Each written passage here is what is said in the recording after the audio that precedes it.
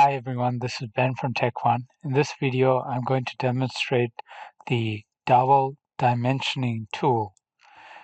What you can see here is a marking plan. There are a whole bunch of precast panels. There's a precast panel, there's a precast panel, and these are dowel pins, and the dowel pins have to be dimensioned against a grid line. Ordinarily, if you do this manually, it's pretty time consuming. You can make it more efficient with the tool. I call it Dimension Dowels Vertical. So you click that.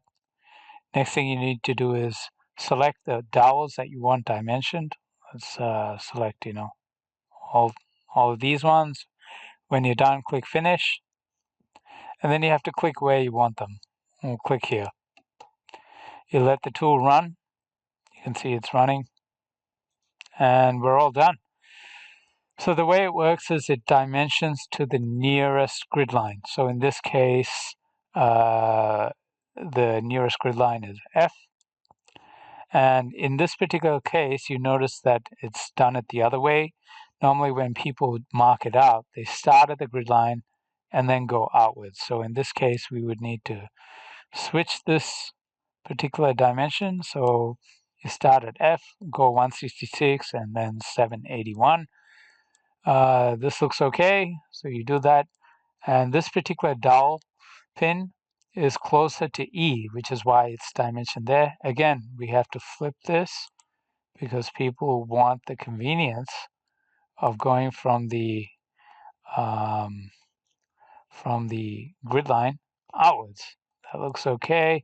I mean, you can move things around if you need to, like that. For example, got to flip this. That looks okay. So this is a demonstration of the tool. Hopefully, when you use this tool, it'll save you a lot of time. Otherwise, you'd have to do it manually, and it takes way too long. We have a similar version for horizontal dimensions. So if you want to dimension a dowel horizontally, let's click that. Let's dimension these ones here.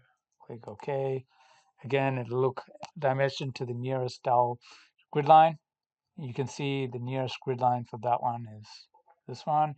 And the nearest grid line for these dowel pins is here. You might have to flip the dimensions so it makes sense. In this case, it makes sense that way. So it does it both ways. The grid lines have to be perfectly, I guess, parallel or vertical. If they're not, it just won't pick them up. Sometimes you might have a grid line going diagonal in some strange direction. That's okay. Just rotate the view so that the grid line becomes vertical, and then you can use the tool. Thank you for watching.